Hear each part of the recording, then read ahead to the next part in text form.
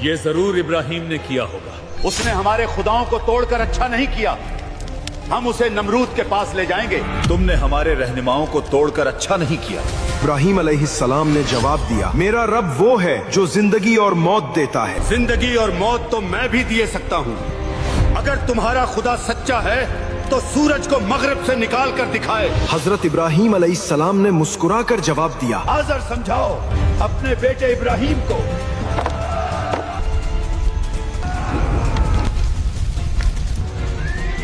आज इस दास्तान में हम एक ऐसे अजीम हस्ती का जिक्र करने जा रहे हैं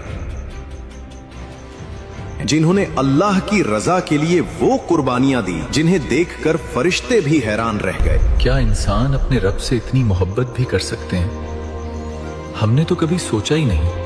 उन्होंने अल्लाह की मोहब्बत में हर वो चीज कुर्बान कर दी जो इंसान को सबसे अजीज होती है। ये तुम क्या कर रहे हो?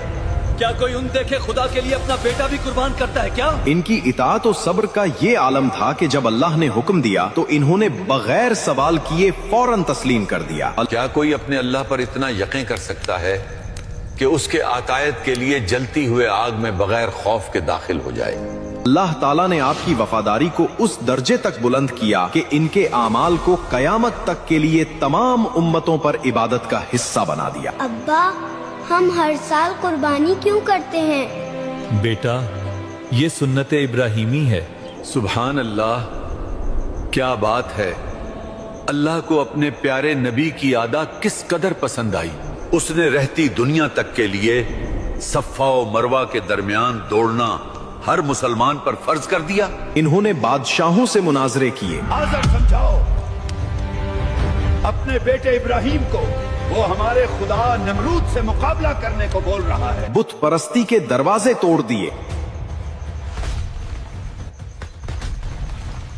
बेटे को कुर्बान करने के लिए आमादा हो गए और अल्लाह की मोहब्बत में अपना सब कुछ निछावर कर दिया। उसने अल्लाह के हुक्म पर अपना शहर छोड़ दिया, हत्ता के बढ़ापे में अपनी बेवी बच्चों को भी वीराने में छोड़ आया। वो अजीम हस्ती हैं हजरत इब्राहिम अलैहिस्सलाम। और जब इब्राहिम को उसके रब ने कई बातों से आजमाया तो उन्होंने वो पूरी कर दिखाई। हजरत इब्राहिम अलैहिस्सलाम का बचपन ही एक ऐसी कौम में गुजरा जो पत्थर के बुतों को खुदा समझती थी। ऐ हमारे खुदाओं, हम पर रहम फरमा, हमारी मुश्किलें आसान कर दे, हमारी फरियाद सुन ले। इनके वालिद आजर बुत तराशते और उन्हें बेचते थे।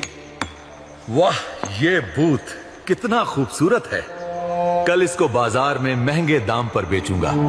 लेकिन छोटे इब्राहिम के दिल में सवाल उठने लगे और वो कहते थे, अब्बा ये बुत बोलते क्यों नहीं? ये खुद उठ नहीं सकते, तू हमारी मदद कैसे करेंगे? इनके वालिद उसको सख्ती से जवाब देते और कहते, क्या बोल रहे हो इब्राहिम? ये अच्छी बात नहीं है माबूदों के खिलाफ बोलना।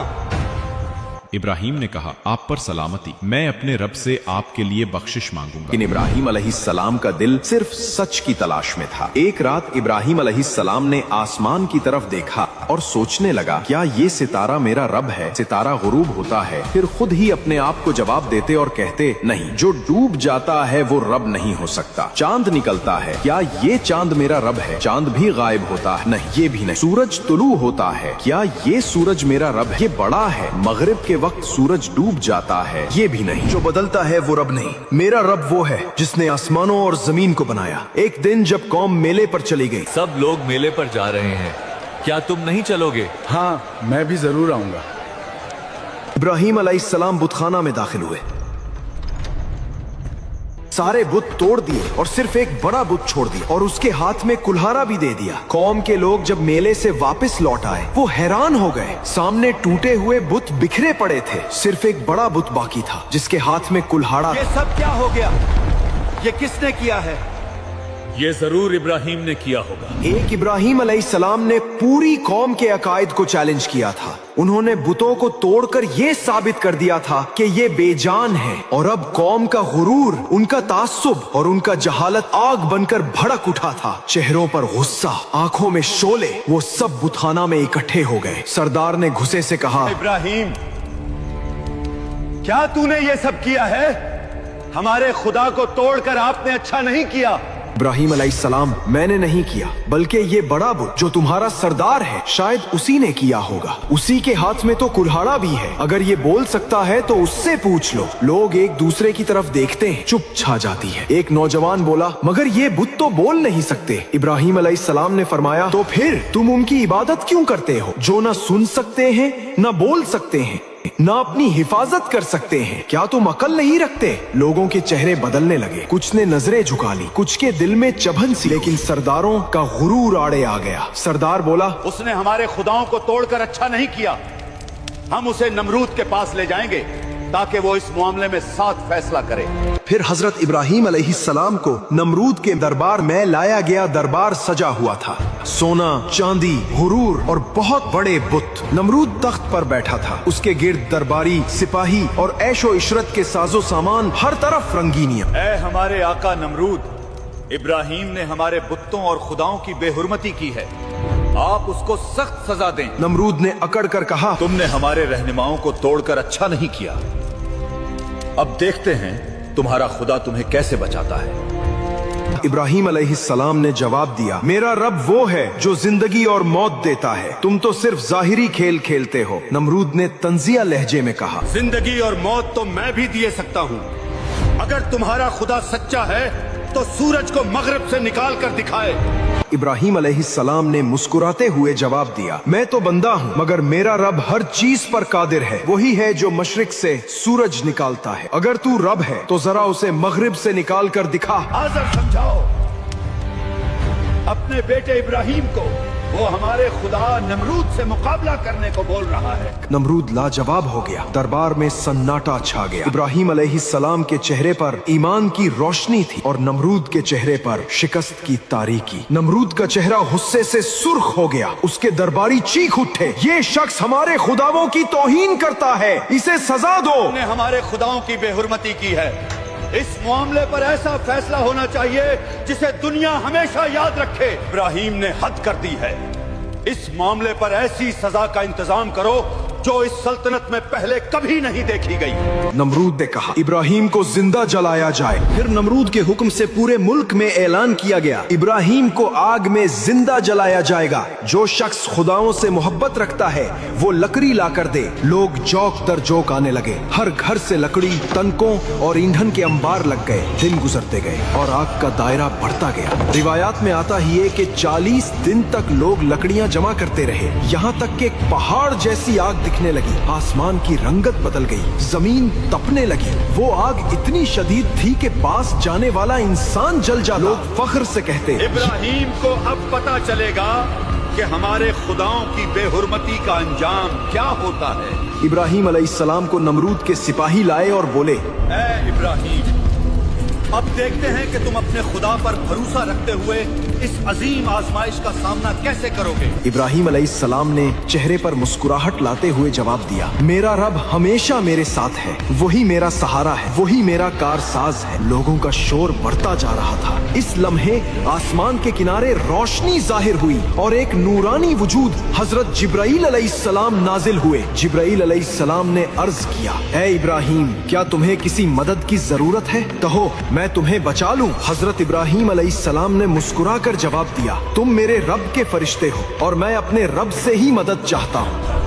फिर इब्राहिम अलैहिस्सलाम को मंजनीक पर रखा गया, क्योंकि कोई इंसान आग के करीब जा ही नहीं सकता था। लोग खुशी से चीख रहे थे, सरदारों के चेहरे गुरूर से भरे थे। नमरूद मंजर देख रहा था जैसे वो खुद को खुदा समझ रहा हो। नारे गूंजने लगते हैं, अब हमारे खुदाओं का इंसाफ देखो, इब्राहिम का अंजाम आज सब देखेंगे। फिर मंजनीक का पत्थर हिलाया गया, एक लम्हा खामोशी का आता है और फिर इब्राहिम अलैहिस्सलाम आसमान की तरफ उड़ते हुए आग में जाते हैं।